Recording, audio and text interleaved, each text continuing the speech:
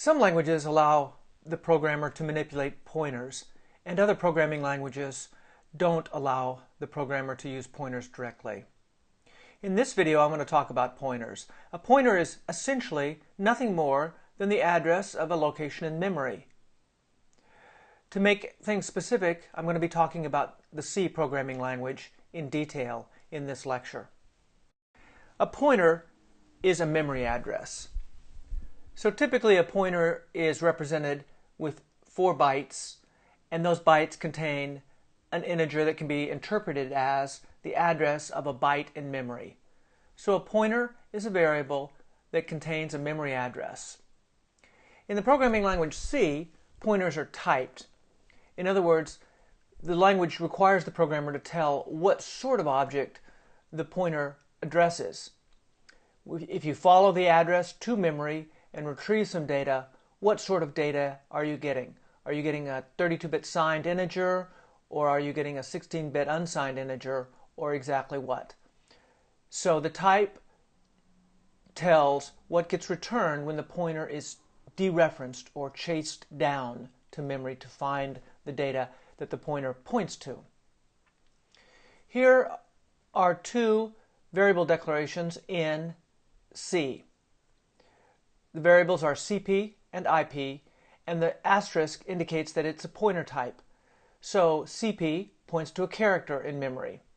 IP points to an integer in memory. In C, this char type means 8 bits, and int means assigned 32-bit integer.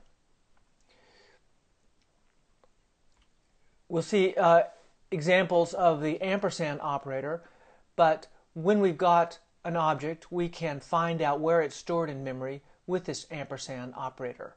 The ampersand gives the address of an object.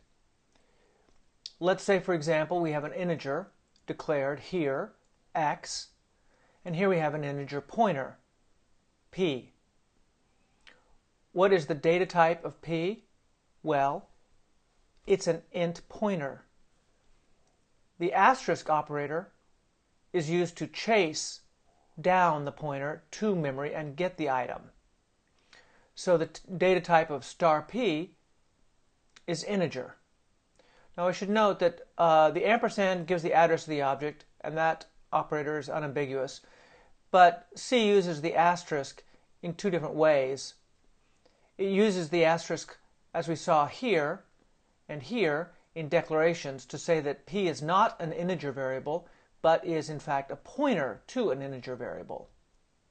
And it uses the asterisk to dereference the pointer.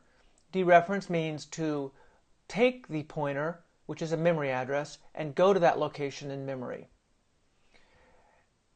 And what is the data type of ampersand x? Well, x, we know, is an integer. Ampersand x, then, is the address of that integer, so it's a pointer to an integer. So the data type of p and the data type of ampersand x are the same. I should also point out that in many implementations of C, the representation for integers is the same size as the representation for pointers, but in other implementations it's different. Ints in C are 32-bit signed integers, whether it's a 32-bit architecture or a 64-bit architecture. However, pointers are stored as 32 bits or 64 bits depending on the architecture. In the 32-bit architecture, the int pointer is the same size, namely 32 bits, as an integer itself. In the 64-bit architecture, an integer pointer is 64 bits, which is twice as large as a signed integer. Now let's take a look at this example. Here we have a small program, a main routine, and we're declaring 2 variables, b and p. b is an integer, and we're initializing it with this value, decimal minus 15,213. And p is a pointer to integers, and we're initializing it with the address of b. So let's assume that the address of b in memory is BFF F8D4. So here I've shown memory. Okay, and notice that these addresses are increasing by 4 each time. So each one of these is a word in memory. So we've just said that B is D4. So that means this location right here is B. And we're given the information that P happens to be stored at BF, FF, F8, D0. So P is stored right here. What is the value of P? Well, P is a pointer. Okay, it contains the address of B. So what is the address of B? The address of B is this number that ends with D4. So what is stored here is the number BF, FF, F8, D4. And what's stored here? Well, the decimal value is negative 15,213. I don't know what that is in hex, so I'll just write it in decimal. Maybe I'll put a little subscript 10 to indicate that this word stores the representation of the decimal number minus 15,213. Now, one way to visualize pointers is to imagine not the number they store, but an arrow. So I imagine an arrow being stored in this cell. So let me just draw it this way. So I'm going to store an arrow that starts here and points to this memory location. When I draw pointers as arrows, I always draw a big dot to indicate that a pointer is stored there. And actually, it's some value in binary. We don't really store arrows in the computer memory. We store binary values. So the binary value is just the address of B. Okay, now, if we assume that we've got a big Indian architecture, then we store that address like this, BF, FF, F8, D4. And here is the signed 2's complement representation of this negative number. Notice that it starts off with a 1 bit in the sign position and a bunch of 1s, and it's a fairly small number, so only the least significant bits are not 1. If we want to look at a little Indian architecture, then the situation is reversed. So here's the little Indian picture. Instead of having BF, FF, F8, D4, we have those stored in the reverse order with the little Indian architecture, BF, FF, F8, D4. And likewise, the representation of minus 15,213 is stored in the reverse order, FF, FF, C4, 93. So regardless of whether you have a big Indian or a little Indian architecture, we can imagine that the memory contains this information. So this is not Indian specific. One thing I am assuming about this picture here is that we're on a 32-bit machine, so that pointers can be stored in only 4 bytes, because you can see, according to the scheme, we've only allocated 4 bytes for the pointer. D0 to D4, this cell right here has 4 bytes only. Next, let's look at the dereferencing operator. It is the asterisk in C. And we can use it in 2 ways, to chase down a pointer, to retrieve the data, and we can also use it to store data into memory at a particular address. So it's a unary operator, sort of like the minus sign. It goes in front of something. The minus sign is a unary operator. It goes in front of an expression, such as minus x or minus 4 plus y. Likewise, the star goes in front of a variable like p, or perhaps a more complex expression. In this example, we've got several variables. First of all, z is not used in this example, so I'm just going to eliminate it. We've got 2 integers, x and y, and they're initialized to 1 and 2. And we've got a pointer, ip. And that's a pointer to integers. So we can imagine memory looking like this. Here's a box that will contain x. Here's a box that will contain y, and here's a box that will contain IP. Now we don't know where in memory these things are, so I'm not going to really draw a picture of memory with byte addresses, but we see that x is initialized to 1, so we'll put a 1 there, and y is initialized to 2, so we'll put a 2 there, and we see that the variable IP is initialized to the address of x.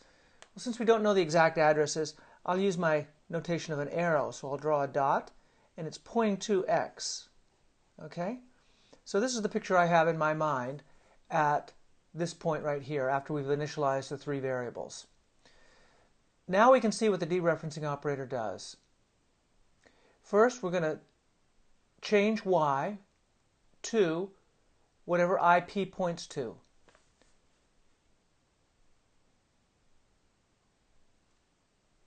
So what does IP point to? It points to a 1. So we're going to set y equal to 1. So we do that. Okay? So that's the effect of this assignment statement here. Y gets star IP. Next we see star IP gets 0. So what we're going to do is follow the pointer and update the memory that IP points to. IP points to this box, and we're going to set that to a 0. So now this is the state of memory. If we ask what x is, we would find it's 0. It has been changed, although we don't see an explicit mention of x here. If we ask what y is, we see that it's been changed by this statement to 1, although we don't see an explicit mention of 1. Now the next question is, what happens if we fail to initialize a pointer and we try to use it anyway? So here's a bit of code. Imagine that we have defined a variable IP, but we have forgotten this initialization part here, and so IP is uninitialized. And then we use IP. In this case, we're storing 3 someplace. Every byte of memory contains data, whether you've initialized it to a value that you want it to contain or not. So IP does have a value. It contains a pointer to something. It contains some bit pattern, and that bit pattern can be interpreted as an address. So IP is pointing somewhere, to some byte in memory. And here we're changing that byte, or in fact 4 bytes at that address, to decimal 3. So this is going to store into some place in memory a 3, and where it stores depends on the value that IP happens to have, which may or may not be anything particularly good. In fact, it's almost certainly not good. So when you execute this statement, what can happen? Well, it may be that the operating system can catch that assignment as an invalid operation. For example, IP might point into a segment of memory that's marked read-only, or IP might point into a section of the virtual memory space that is not mapped into physical memory yet, in which case the operating system will say, wait a minute, something's wrong here, and will halt your program. Generally, Unix will tell you that there was a segmentation fault, which is the general terminology for something you accessed memory in an invalid way. But there's another thing that might happen, and that's that IP just happens to pick up a value that points to some place that is valid. And so this assignment statement does occur. Now, and 3 is moved into some word in memory. And the operating system doesn't catch it as an error, so your program continues to operate. Well, your program has just stored a 3 in a random place in memory.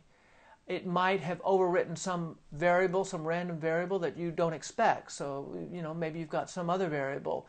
Perhaps it overwrote, something in this array Z, or something else. Or some other pointer variable, perhaps. Who knows what it overwrote? But it's changed something somewhere in your program. And those can be very difficult bugs to fix. So actually, I consider this outcome the worst outcome, because your program is doing something it continues to work without crashing, but it's done something wrong. It's stored 3 somewhere that it shouldn't have stored 3. It might be harmless. It might be a section of memory that your program has allocated but never uses, so it may not upset anything else. But clearly there's something wrong. This outcome is perhaps better because at least you know something's wrong with your program. Now in this program, if you execute it one time, you might get a segmentation fault. If you execute it another time, you might not see a segmentation fault. So these bugs can be not repeatable. The actual behavior of your program depends on the value of this pointer that gets picked up from whatever happened to be in that memory from before. So your program can have different behavior on different runs, on different executions. It can do different things, and that makes it very difficult to debug things. Non-repeatable errors are really the worst to find. It may be that you run your program once and you get a seg fault, and then you try to repeat it and run it again, and apparently nothing happens because you're overwriting something. Now we talked about, in a previous video, the representation for floating point numbers. And remember there was a fractional portion, an exponent portion, and a sign bit. Consider a double precision number where you have 64 bits. That means this 64 bits is divided between 2 words. If I draw all the bytes, we might have boundaries that look roughly like this. Okay, so here's the low order word. And if we happen to store this 3 into the low order word of double precision number, we would destroy or change or alter these low order bits in the double precision floating point number. The higher order bits would remain unchanged. So what we would do is we would alter the exact value of the double precision number. We wouldn't alter it very much because the more significant fractional bits would be unchanged, and the exponent would be unchanged, and the sign would be unchanged. But in this case, we stored into a word containing less significant bits, so we alter the value, but not by very much. And this sort of a bug would be almost impossible to catch because you depend on the computer to do its computations correctly. And if you see a number that looks like it's about the right amount, you're most likely not ever going to look at the least significant bits directly, yet they've been altered and they are not correct. So the moral of the story is you must be very careful with pointers and make sure that they're always initialized. Never ever deal with uninitialized pointers. They are a disaster waiting to happen. Next, let's look at pointer arithmetic. And this material here is very specific to the C programming language. When you dereference a pointer, the type of the pointer determines what you get. For example, if you dereference the variable fp here, which is declared to be a pointer to a floating point number, you get a float. If it's declared to be a pointer to a double, like dp, then if you dereference it, you get a 64-bit quantity. Also, we can do arithmetic on pointers. Okay, we see that happening down here. We're incrementing the pointers. The type determines how arithmetic is performed on pointers. Pretty much the only thing we want to do with pointers is add to them or subtract them. It doesn't really make sense to multiply or divide by pointers. So we're really talking about addition or subtraction. Incrementing or decrementing is what we commonly do. So these are the kinds of, you see this sort of thing very frequently with pointers. You're either incrementing them by 1 or decrementing them. Now let's look at IP, which is a pointer to integers. Integers are signed 4-bit quantities. And so if you have a bunch of integers in memory, they each take up 4 bytes of memory. So the address is increased by 4 each time. So when you add 1 to IP, as we're doing right here, what we're this statement is really the equivalent of IP gets IP plus 1. This plus plus notation is shorthand for adding 1. Let me put my semicolon there. But in fact, what it does is it adds 4 to the address. So for example, if you have in memory, we draw memory this way, and with a bunch of bytes like this,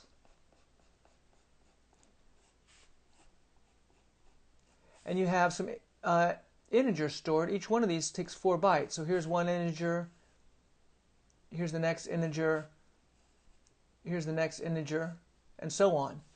If you've got a pointer to an integer, you're pointing to the first byte of the integer. And incrementing IP, the integer pointer, means increment to the next integer, which means increase it by 1, 2, 3, 4. So now, after the increment, the integer pointer points to the next integer. And if we increment it 1 more, it points to the third integer. So each time we increment it, we're actually adding 4 to the variable, to the address. Characters are stored in 1 byte. So here we have a char star, which is a pointer to characters. And so we're adding 1 to it. Now, what do we have here? We have floats are stored with 32 bits or 4 bytes. So we add 4 here. And so incrementing this adds 4. Incrementing the character pointer adds 1. Doubles are stored in 8 bytes. So incrementing the double pointer adds 8. And integers, well, an integer this is not a pointer. I is not a pointer. It's just a simple integer. So incrementing it adds 1. Now, what is a variable that has type int star star? Let me add a new definition here, int, and I'm going to put 2 asterisks here, and let's just call it p. What is that thing, int star star? Well, we know that int star is a pointer. Int star star is a pointer to pointers. So let me imagine that p is stored in memory like this, and it's a pointer, so it points somewhere to some other word in memory, and that other word in memory points to an actual integer, such as 57. So p, which is declared to be int star star, is a pointer to pointers. And so what would happen if we tried to increment p? Well, it would increment this pointer to the next. Let me draw it this way. If we have a sequence of pointers to integers, maybe this one points to 92, and this one points to 49, and so on. If we increment p, we would like to increment it to point to the next pointer. So we would increment it to point to that location. So what does incrementing p do? So what does the statement p plus plus do? Well, it depends on whether pointers are stored in 4 bytes or 8 bytes. In the 32-bit architecture, the Intel 32-bit architecture, pointers are stored in 4 bytes. And in the 64-bit architecture, pointers are stored in 8 bytes. So what this statement in C does to the actual address stored there depends on whether you've compiled the program for a 32-bit architecture or a 64-bit architecture. It could add 4 to the address for the 32-bit architecture, or it could add 8 for the 64-bit architecture.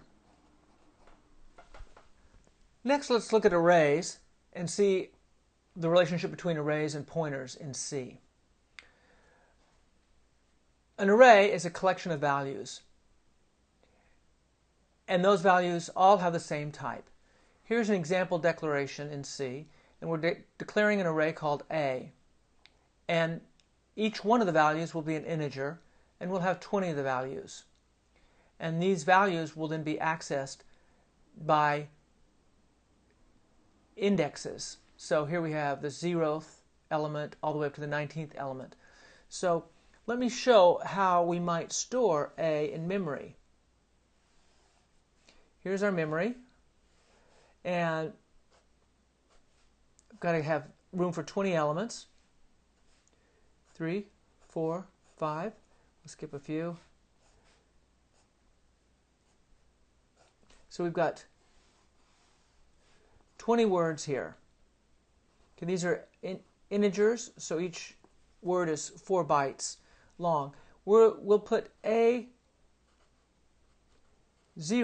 in this position, and A1 in this position, and A2 in this position, all the way down to A18 in this position, and A19 in the last position. Okay, so this thing creates space for 20 elements. Each element is an integer, so 20 elements times 4 bytes each. This thing will reserve 80 bytes of storage.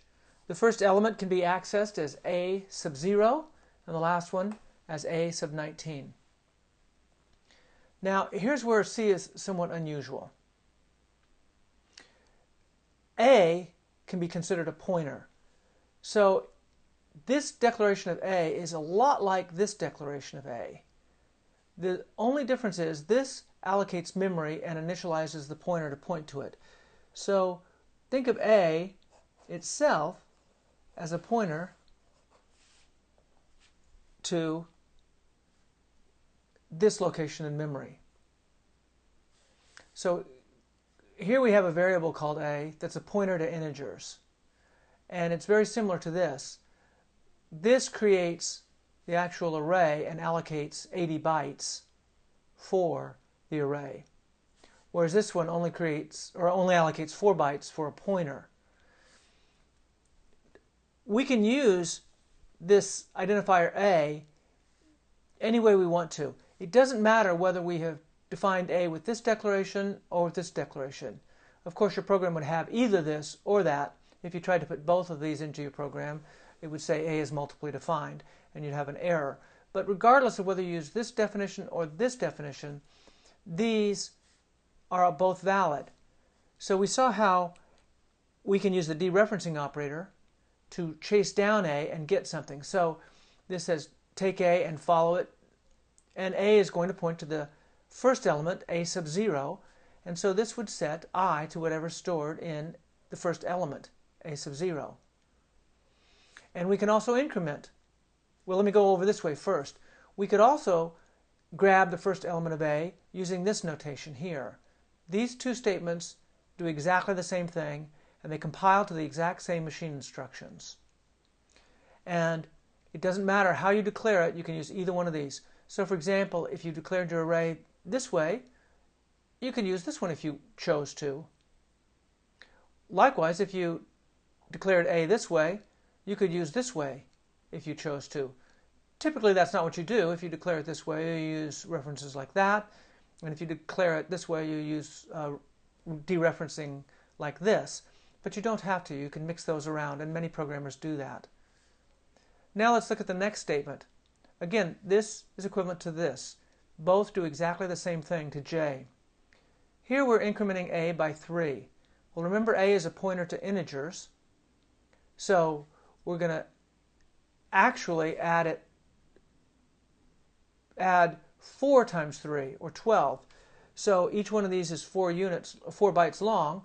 So 0, 1, 2, 3, 4, 5, 6, 7, 8, 9, 10, 11, 12. If I did that right.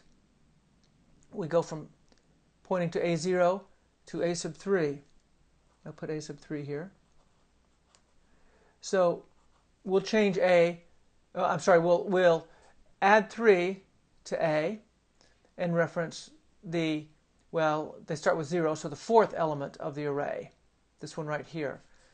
And then we're doing a dereference operator to go to that memory location and get an integer. This does exactly the same thing, we're just writing it in a slightly different way. So the key point to remember is that when you add or perform other arithmetic on a pointer, and an array is considered like a pointer for this discussion, then you don't really add the number that you see here, but it's multiplied by the size of the elements. So these elements are 4 bytes long, 3 times 4 is 12, so really what we're doing is we're adding 12 to this. I could put some hard numbers in here so we could see how this works. Maybe I'll do that. So let's say this is stored in location 100. I'll make these in hex. So 100. If we add 4 to that, the next one is stored at 104. If we add 4 to that, the next one is stored at 108. If we add 4 to that, 4 plus 8 is 12, but we're in hex, so this is a C. So it's stored in 10C. And the next one, A sub 4, we add 4 to that, and this is hex 110. So these are the addresses in hex, and originally A is pointing up to element A sub 0, so the actual contents of A would be the binary value address 100. Here I've shown the full 4 bytes that would be stored in the variable A.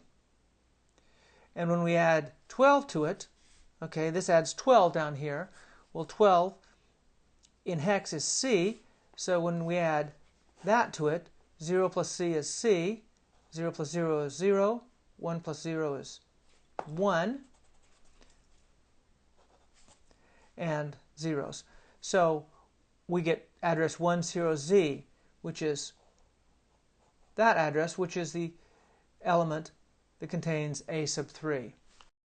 Let's take a look at this C program. Okay, we have a main function, and we are going to be doing some I/O, so we include the studio.h header file so that we can call printf to do our printing.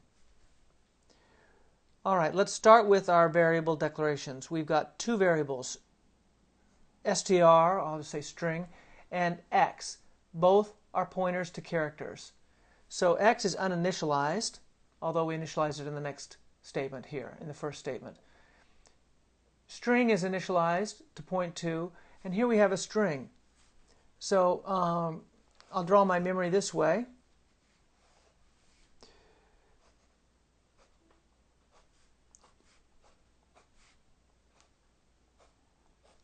And let's give these things addresses. Actually, they have addresses down here, so I'm not going to do that. And then we have a string, A, B, C, D, E, F, G. These are not hex numbers. These are ASCII characters, so I should put them in quotes to indicate that. Each one of these is a byte, so I'm drawing my memory as bytes, a sequence of bytes and not a sequence of words. Here we have the ASCII character that represents the new line, and all strings are followed by a byte containing 0, and the remainder, the other bytes down here. So what this does is it initializes string. String is a pointer to the first byte of this string. So we've got the letters A, B, C, D, E, F, G, and the new line. So the length of the string is 1, 2, 3, 4, 5, 6, 7, 8. The 9th character is the null character, NUL with one L. And sometimes we represent it as \0 in quotes. We can also represent it as just the 0. It's a byte where all the bits are 0. It doesn't matter whether we represent it this way, or this way. We're talking about a byte with all zeros in it. Every string in C is terminated, or should be terminated, with this 0. And so we can scan through the string looking for the 0 to find where the string ends. The 0 indicates the end of the string, or the null character indicates the end of the string. Okay, so let's look at these, and then we initialize x. X is a variable that points to the same as string. So string is a pointer to the first character, and we're copying string into x, so now x also points to the first character. In this print statement, we have a formatting string in the double quotes, and we print out some stuff here, string 0, string 1, string 2, string 3, and we see the output over here. Those characters get printed. And then, after the colon and the space, we print %C means print a character and then skip to the next line. And then we look at the argument. And so here we're referencing string using the array notation. So string 0, well, that's just what string points to. It's the same as dereferencing string directly. And so we print the first 4 characters, and that's what we see getting printed here, A, B, C, D. Down here, we're doing 4 more print statements, and we're getting 4 more lines. But this time, here's our formatting string. We've got %x here and %c there. And so then this is a bit confusing because we're calling our variable x, and so we're printing out the value of x, x colon. So that's what we see right here, x colon. And then %x is the formatting command for printing out integers or pointers in hex notation. So this x is for hex. And so we're printing out the value of x. This formatting character refers to this argument. This one refers to this argument. So we print out x colon, and then we print out the value of x in hex. So we print out what x is. So now we know the actual address of this. 805 4F 4A. And to make it a full word, we'll put the leading 0 there. And this is the next byte at B. Oh, that's a coincidence. B is stored with an address that ends in B. C is stored with an address that ends in C. So we print out the address first in hex. Then we print out $x colon right there. And then %C means take the next argument and print it as a character. So what is the next argument? It says go to x, follow x, and get whatever byte is there and print it as a character. So we follow x, and we get this A, and we print it the A.